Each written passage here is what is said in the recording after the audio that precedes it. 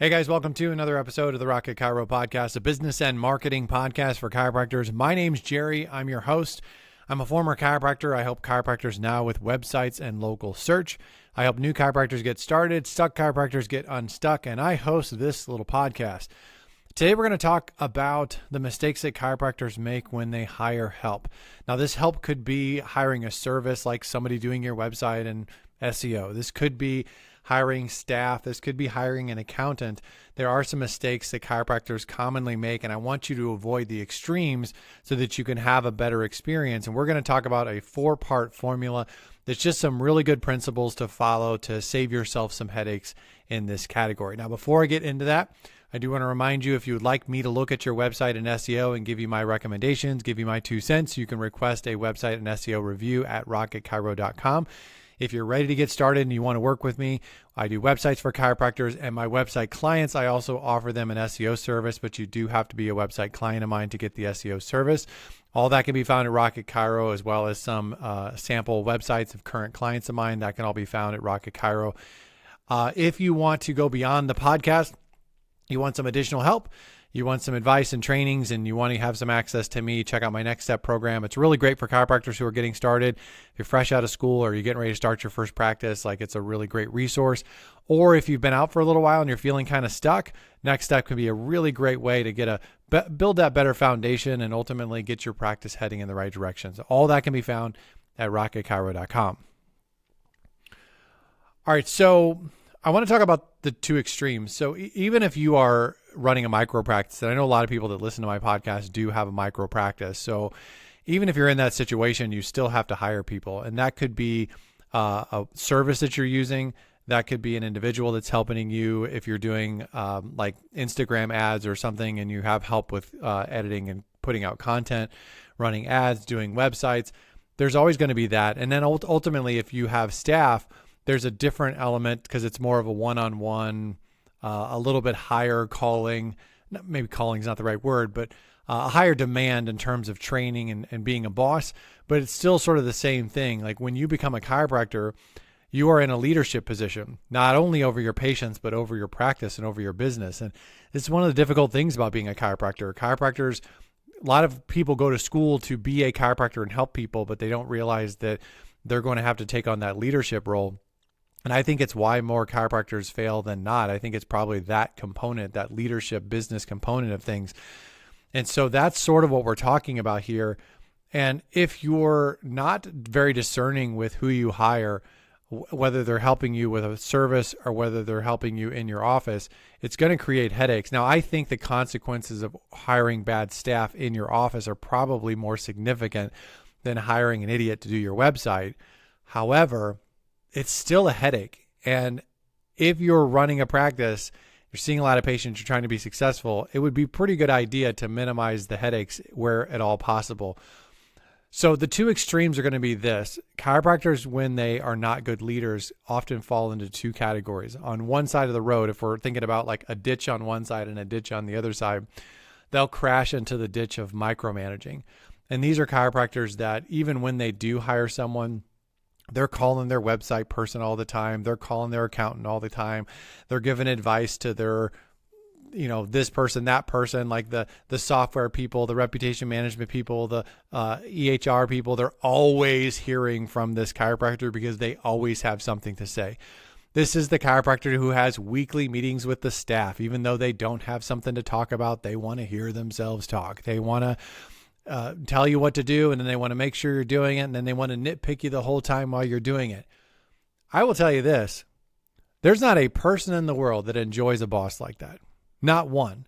And there is not a person in the world who enjoys a client like that or a chiropractor like that. Nobody enjoys that person. And it's a control problem. It's an issue that is not only bad for everyone around you, if that's you, it's also bad for you. Because it limits your progress because you're not allowing people to do their job and you're not allowing people to take the burden off of you. And essentially what you're doing is bringing people in to do services that's supposed to make your life easier. And essentially it doesn't make your life easier because you can't let it go. It's a massive control issue. It's not good for anyone. And it's definitely a massive ditch that you don't want to crash into as a leader.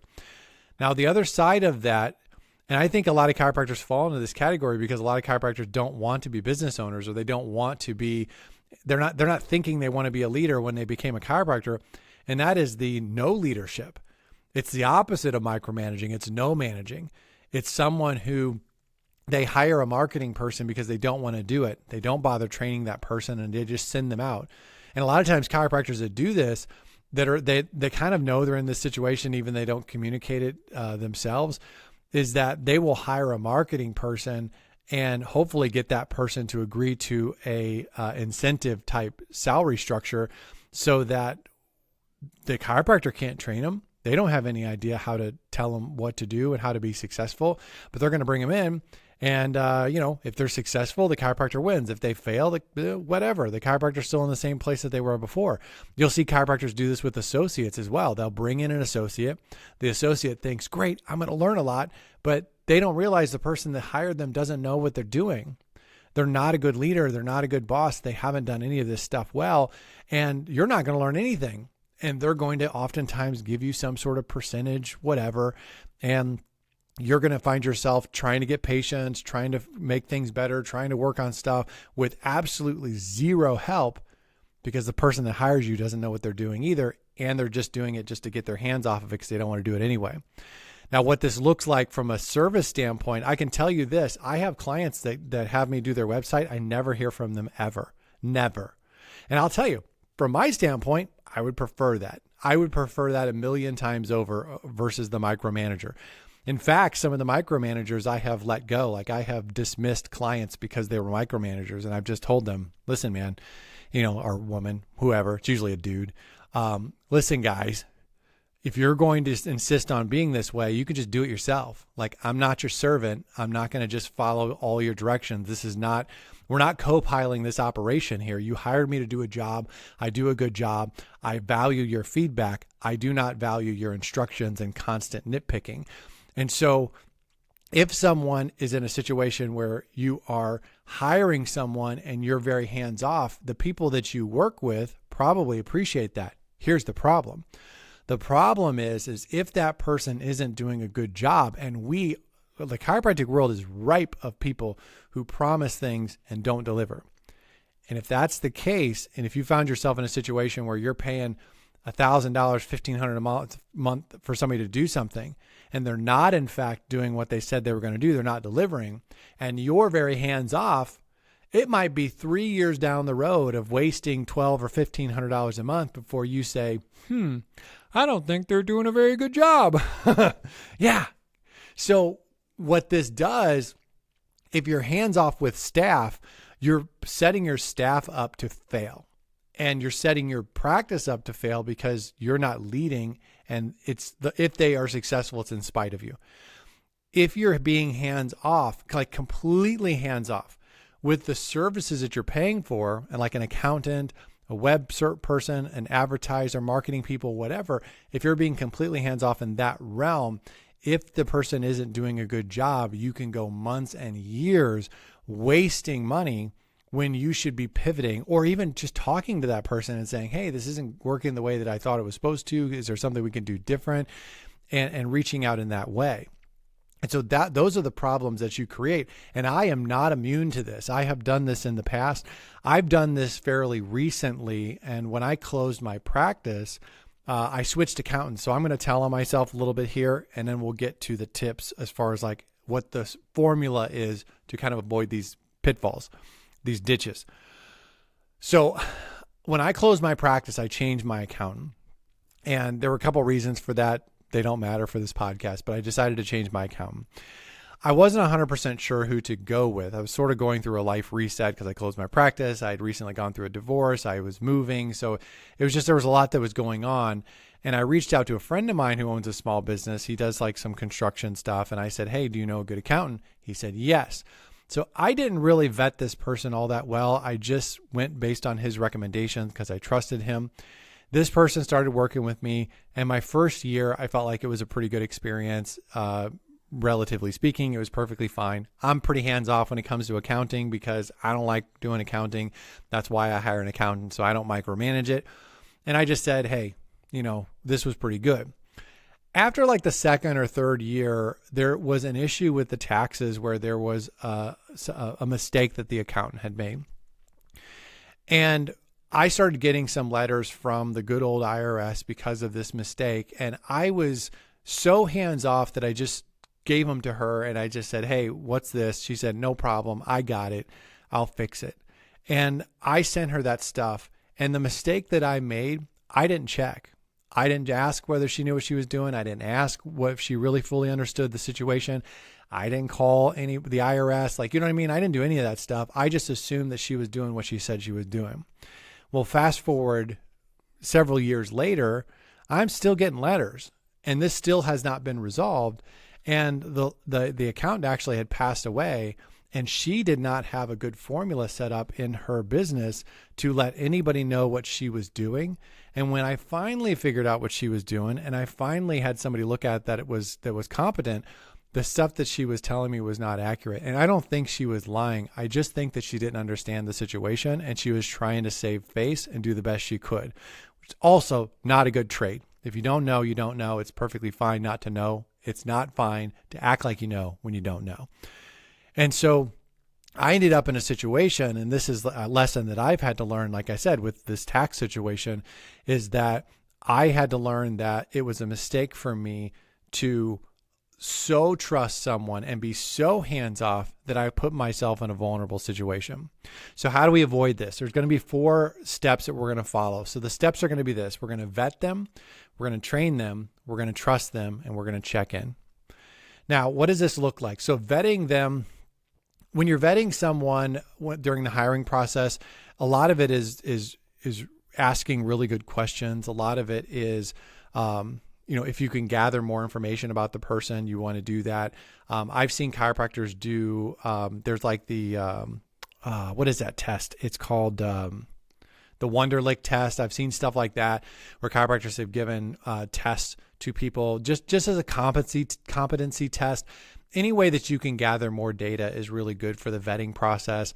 Not hiring someone I hired someone one time based on there was a person in our BNI group that did like job placement.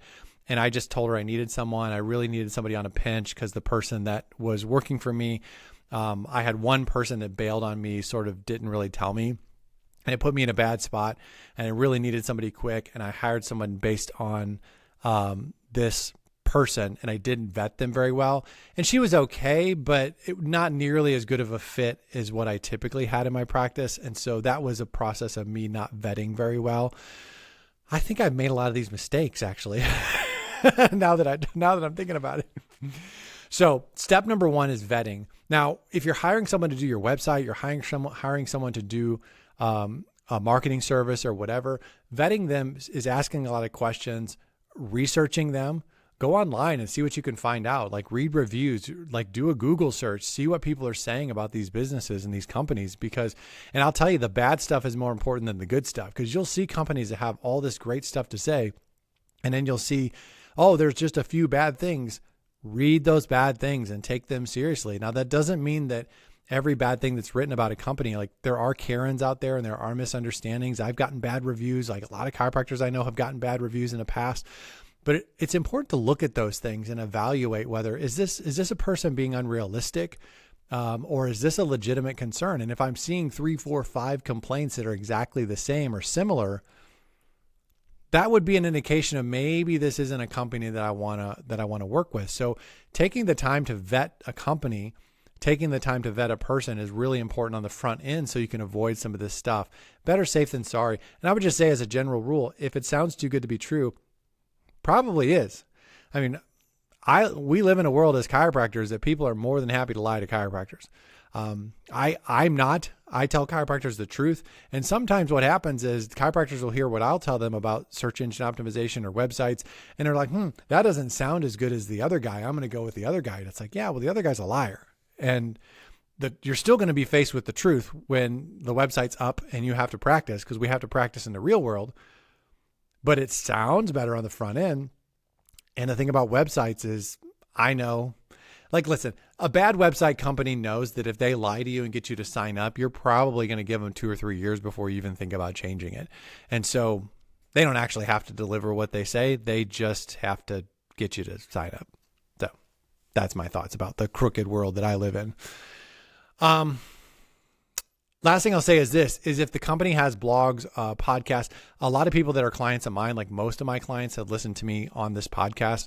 They've seen my face. They've heard my voice. They've learned about the things that I have to say and my thoughts about stuff. So when they come to me, they usually come to me with sort of a pre-built trust from the content that I put out there. So if you're going to hire someone, I would encourage you to research them and learn as much about them as possible before pulling the trigger.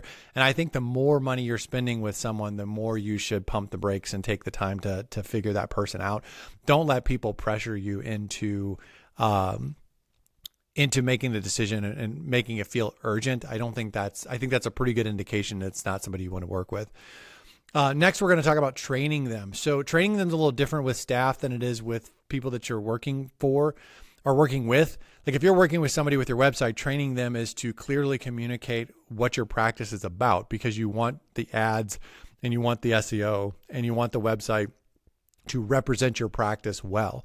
So that's what I mean by training them. And you would never want to hire someone to do your website and then they don't take the time to learn about you and make that website so that it represents you well. Like I have a new client that was asking me about, I sent him the preview to his new website and he asked about the content. And he said, is this canned content? And I said, no, it's not canned content. Like I use a writing assistant for a lot of the content that I put on my websites, but what I do before that is I create what I call a core profile. It's a core profile for the client where I take the information on their current website if they have one. I take the information that they give me when I ask them questions. I take the information that they give me through our conversations, and I put all of that into a pile and create this core profile of who is this client, what are they about, what's their target market, what's their area, what are the surrounding areas, what are the keywords. All of that stuff goes into the core profile, and then the content is created. That's what I mean by training them. It's like if you don't take the time to let that Instagram ads person know about who you are, they may be putting out ads and putting out content that isn't representing your practice well, and that disconnect's going to show up when the patients show up or they don't show up in your office. And so training them is important when you're hiring someone to do services for you. When somebody's in your office, training them means clearly letting them know what their job expectation is. Even if that's a CA that's like, hey, you're expected to take the trash out once a week, or at the end of the day, you're expected to, we used to have a sign in the window that's open and close sign. Like you're expected to flip the sign when you come in, and the person that closes and leaves, you're expected to flip it off. When patients come in, what is the expectation? When someone calls, what's the expectation? When someone texts, what's the expectation? When you're doing reactivations or follow-ups, like what's the expectation? A lot of chiropractors make the mistake of, they don't really have systems. And all of this information is in your head, taking up space in your head. You've never written it down. You've never organized it. And your staff comes in and they don't have any idea what they're supposed to do. And if you're lucky enough to get someone who has some initiative, they figure the job out, they do a bang up job, but God forbid that person quits or dies or moves, because if that happens, you don't even know what that person's doing because you never wrote it down, and you're just neglecting the leadership aspect of being a chiropractor.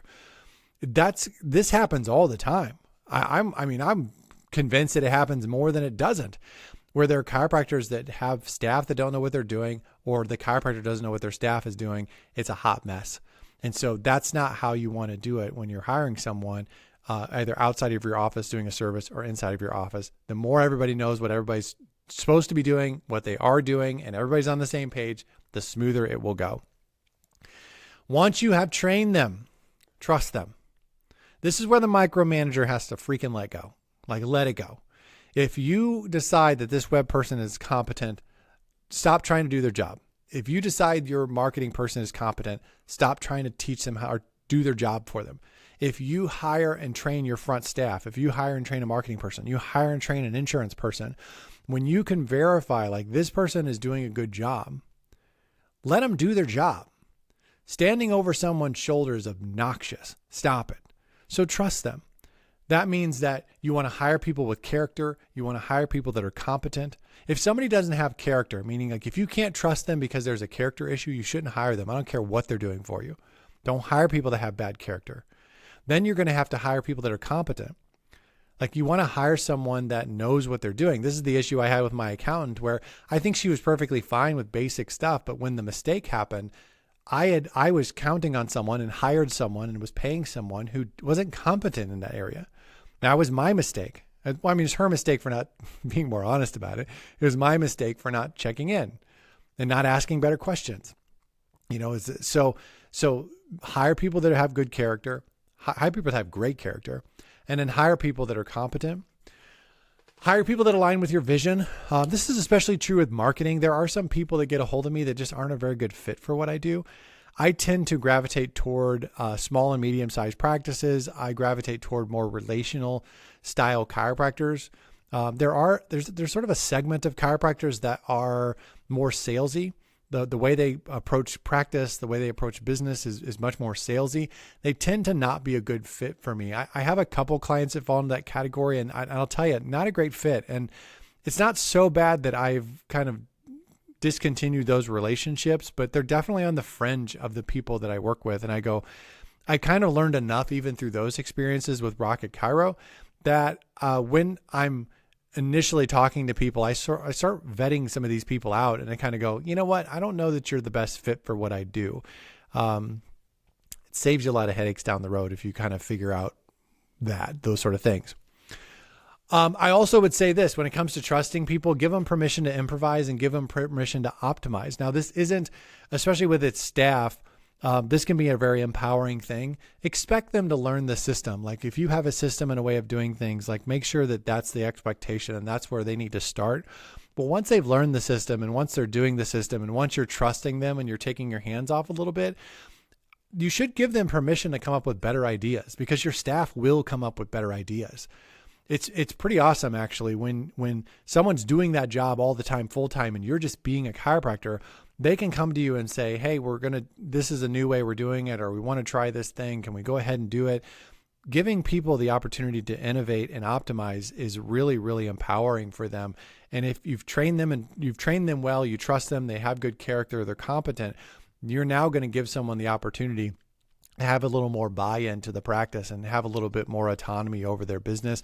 That's a really, really great thing. But if you do it when you haven't trained them, you haven't trusted them, they're not competent, now you're just going to have problems. So just tell them, do the system first, then we'll talk about being creative, right? Next, you want to check in. Now checking in looks different for everybody, but you just want to check in. You don't want to assume that everything's okay. I kind of used the accountant as an example. I probably should have checked in or asked better questions. The staff member that I had that I told you sort of left me high and dry. There were some issues there that I wasn't checking in with her as much as I should have. I was so spoiled. My office manager was just a gift from God, and she was such a great blessing to me that I sort of assumed everyone was going to be that way, and this other person wasn't. And so I was as hands-off with her as I was with my office manager, and I shouldn't have been. And I think we both probably dropped the ball there. I think my office manager probably should have been checking in a little more too. But we had a situation where, because we weren't checking in, there were some things this person was letting slide that it would have been easy to course correct early on. And the more it went on, it did cost me some money, and that was a mistake. But the flip side of it is, it was only money. It wasn't a huge amount of money. And, I would rather lose a little bit of money occasionally, kind of erring on that side, than I would micromanaging my staff to death, having them hate me and leave, or just take the mental exhaustion all the time of micromanaging. So that's more my preference, but you got to check in. And this is true for your website and your SEO person, your Google ads, whoever's doing your stuff. It's okay to occasionally, you should check in occasionally. Maybe that's once a quarter, maybe it's once every 6 months. It's probably not once a week. That's probably a little much. That probably falls into the micromanaging category, but check in. Don't be completely absent. That's probably not wise. A couple staff tips, and then we'll leave, because our formula is vet them, train them, trust them, check in. We've already talked about that. Just a couple quick staff tips. the more ownership and buy-in you have from your staff, the better it's going to be. You're going to have a better relationship with them. So I kind of already said this, but just give them room to improve things. If they can have some leadership and ownership over their space, that's really, really good. If you can, lavish praise on them. I think it's easy to point out like, hey, you're not doing this right. I think sometimes many of us, and I would throw myself in this category, it's easier for me to point out what's wrong and like go into fixer mode. It's harder for me to just point out what's right and just stop and say, hey, thanks. I really appreciate you. That goes a long way. Like it's, whether that's praising through words or praising through money. And sort of my last thing, which is consider bonusing your staff based on practice growth. That was sort of my love language to my staff, is praising them through financial gain. The way my practice was set up is when someone was hired, they were hired at a base salary or base per hour rate. And their per hour rate went up based on how the practice grew after they came in. And I know not everybody's set up that way. I wouldn't even necessarily recommend everybody being set up that way, but our agreement was when I get more money, you get more money. But if I don't make more money, you're not entitled to more money. And so, but I did, if the practice is twice as busy as it was when we hired them, I would expect that person to make more money. And so we had a bonus structure that was built in. I encourage people to do that. If you have somebody that's in your office, having something set up to where they can make more money if they're working harder and you're getting busier, they're taking on more stuff. I think that's a good idea. And you'll never have to bug your staff for collections either, because they'll collect money if their bonuses are tied to the collections. Don't make it tied to patient visits and stuff like that. Like tie it to money, because that's the metric that really matters. If you're going to pay them more, you need to be making more. All right, guys, that's it. Those are some thoughts about hiring. I think if you follow some of these principles, you're going to make your life easier. It's going to just be better. You're going to have better relationships with your staff in your office. You're going to have better relationships with the people that are doing services for you outside of the office. So I'm done. I'm out of here. Thank you guys for listening. Thank you for subscribing. If you take a minute to leave a review in either Apple Podcasts or on Google, there's a link in the footer of Rocket Chiro if you want to leave a Google review. I would appreciate that. If you would share this podcast on social or share it with another chiropractor that doesn't listen, I would greatly appreciate that as well. I think it's awesome. I love you guys. Thank you for listening. I appreciate the community. I appreciate being able to do this. I'll talk to you guys later. See ya.